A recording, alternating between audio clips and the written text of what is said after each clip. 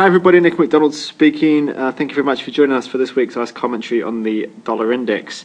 One thing, I was just looking at my charts and I was thinking, am I starting to get these charts a little bit too much info on them? And certainly I like to keep the lines there from last week so that we can still see them and not start moving them around, but be looking and focusing on the same levels. So I've got a number of levels here, and ultimately they're all important. And looking at the daily chart puts it into some perspective. There's not that many. There's just a few key levels around some big key numbers. So above us we've got resistance at 7,800, and we marked that in last week, and we certainly have came up and found resistance and we're falling off. We've pulled back into a support level of 7,700, and you can see through here it's been resistance in the past, it's been support in the past, and now it's acting as support again. So if we just zoom in on this level, we can see prices come down, finding some support there. We've got a nice bullish candle there. We've got even more down here at 76 if price did fall to those levels, and of course we've got this big support level down at 74 to the downside, and on the upside if we can break 78, then really the next level we've got any resistance at is 80. So I like to be very aware of these levels because I like to trade with the trend in the trend direction, but around these levels it provides great opportunities, and that's one of the things that's happening now. So the dollar index is looking quite bullish here as it's now started to uptrend. It's moved right up, broken through all of these highs. It's now having a healthy pullback. It's pulled back 38%. I actually prefer more like 50 to 62% pullbacks. That's kind of my my sweet spot for pullback. That's why my preference for any long trade here would actually be a pullback to 76. But I like this, and it looks bullish. It looks bullish because we're, oops, I didn't mean to move that line. It looks bullish because we're pulling back to 77. 77's been resistance in the past. We've pulled back, we've pulled below it, we've come back up above it. We've got a nice small bullish daily candle. What that sets us up for is any break up above that candle. So any break up above the high of Friday's candle is going to be looking bullish for a move up this week. So that's the first thing I'll be doing. If it breaks down through that on Monday or Tuesday, it will invalidate that. But if it can break up through there on Monday or Tuesday, then it'll be looking bullish, it'll be looking like going higher. So I'm watching that daily chart very closely, and I'm watching the highs and lows of that candle very closely. On the weekly chart, we're just seeing similar things. We came up to 78, we're now pulling back to 77. We've got potential even for a pullback to 76. So even if this potential bounce off 77 fails, I'll be looking for a similar pattern to be occurring down at 76, and that would be an even stronger pattern. Let's have a look at a few of the spot market and see how this is adding up, see how this is matching up, and if it's backing us up. Euro dollar is very, very closely correlated right now to the dollar index, and it always is, but it seems to be just almost a perfect mirror image right now. So the thing is, we've moved right down. We've pulled back in, we've got a bearish candle in the sell zone.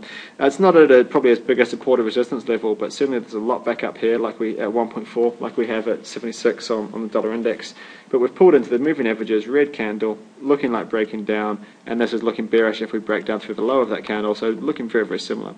One other thing that's just worth looking at is dollar Swiss. I think this is going to, is helping obviously give the dollar some real strength. So one thing is, the Swiss bank has been intervening in this market, and when you've got them, selling billions of Swiss francs to buy US dollars, it's giving the US dollar a boost. And obviously, it's given it a really big boost on one day here, but also because the Swiss bank kind of named their price, it's keeping things up around that level. So dollar Swiss is looking very strong, and that's good for the dollar. Obviously, that the Swiss bank is just lending a little bit of a helping hand and keeping the dollar up there as well. So we've got some really strong factors here that are making the US dollar look strong, even across some of those currencies, which therefore is equating to the same on the dollar index. So just wrapping things up, this is looking bullish to me. The market has started to move into uptrend. We've broken up through resistance. It's starting to look like going higher. There's plenty of support for any moves to the downside. We're at some of that support right now at 77. Even if we do break it, we'll be looking even more bullish again at 76 with a healthier pullback in that 50 to 62% sweet spot. So I remain bullish, even though the week could potentially be down if it did break down through these lows before breaking the highs of last week's candle. It's looking more positive to me to break the highs, more positive to come up and retest 7,800. And I'll be certainly swaying my trading decisions towards the long side. I think that we've got euro dollar looking weak, which is obviously good for the dollar index. We've got the dollar index itself looking strong, which is positive for the dollar index. We've got dollar Swiss looking strong and supported by a central bank seemingly, and saying that they're going to keep prices at those kind of levels, and that's also good for the dollar index.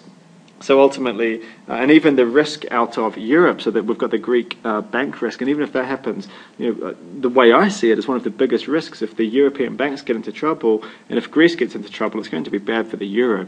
So if the euro falls, the dollar declines, right? Euro dollar falls. So if euro falls, the dollar goes up. Euro dollar falls, that's good for the US dollar, it's good for the dollar index. So any bad news out of Greece, which seems to be where the risk is most slanted to, bad news.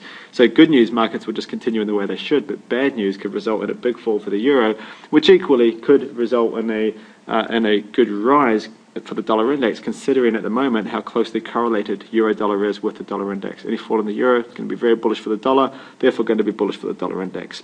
So as far as managing risk, I think swaying to the long side on the dollar index right now certainly is the right direction. It seems to be the most risk-averse direction, and at the same time it seems to be the technical correct position to be in, the technically correct direction to be trading in.